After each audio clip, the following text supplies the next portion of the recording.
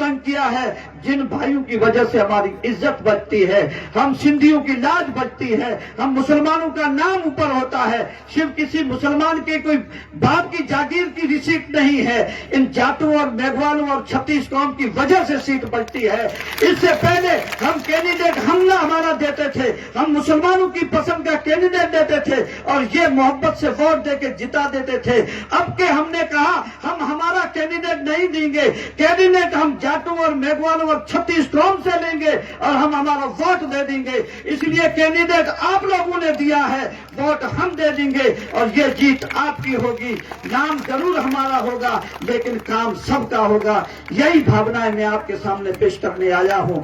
आपको पता है, अब कोई कांग्रेस की तारीफ करता है, कोई बीजेपी की तारीफ करता है। अभी हमारे माननीय अशोक साहब ने पिछले 6 महीने में नामालूम कितनी गारंटियां दे दी, जो खुद भी भूल गए। लोगों को गारंटियां दे रहे हैं कि अगर तुम एक्सीडेंट होकर मर जाओगे तो हम तुम्हें 10 लाख रुपए देंगे, जिंदा को कुछ नहीं देंगे, मरने वाले के पीछे 10 लाख देंगे। अगर तुम बीमार हो जाते हो तो हम आपको 25 लाख रुपए देंगे, तुम चुस्त हो तुम्हें कुछ नहीं देंगे। अगर तुम्हारी गाय जिंदा है तो हम कुछ नहीं देंगे, अगर गाय मर जाती है तो 40,000 रुपए देंगे।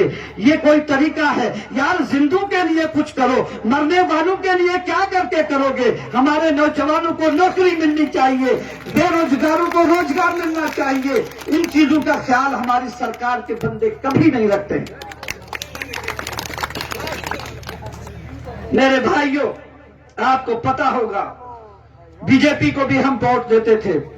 गंगाराम जी के जमाने में बीजेपी को वोट दिया और इसी प्रियंका बहन के नाम के पीछे 64 की सीट कागा साहब जीते।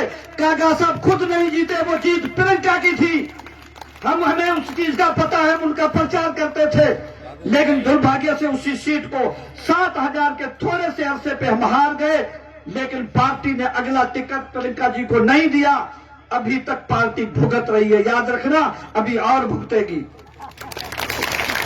मैं आपसे गुजारिश करना चाहता हूं, प्रियंका का नाम क्यों आता है?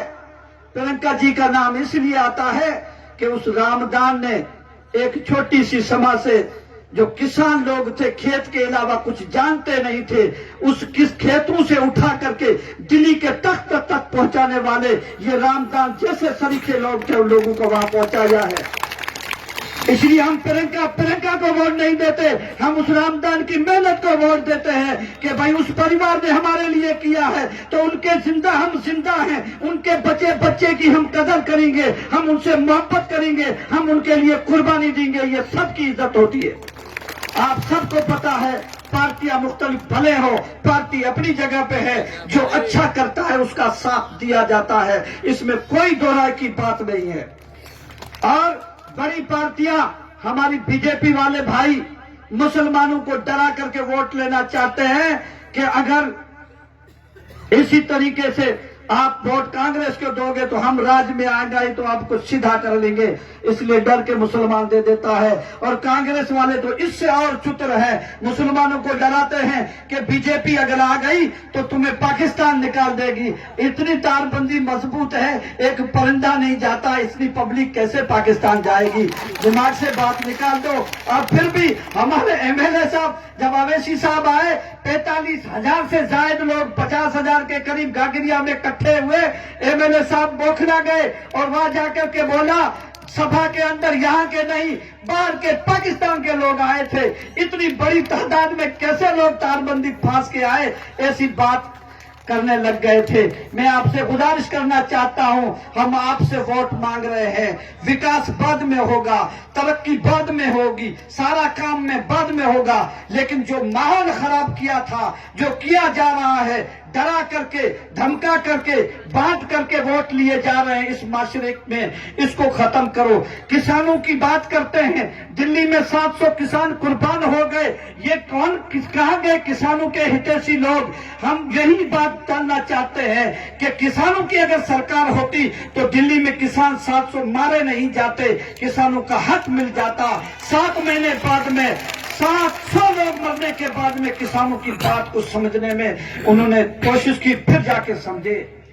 और किसानों की बात को समझाने वाले अपने मलिक साहब ने मुझे पता है मलिक साहब की एक सभा पहले इधर भी हुई थी, आगे वाले गांव में, हम उसमें आए थे। अरे उस मलिक का, उनके घोड़े और बदन काम जरूर नहीं करता है, लेकिन मलिक सतपाल मलिक साहब का दिमाग काम करता है। उसकी दिमाग के पीछे उसको थोड़ा साइड में किया गया है।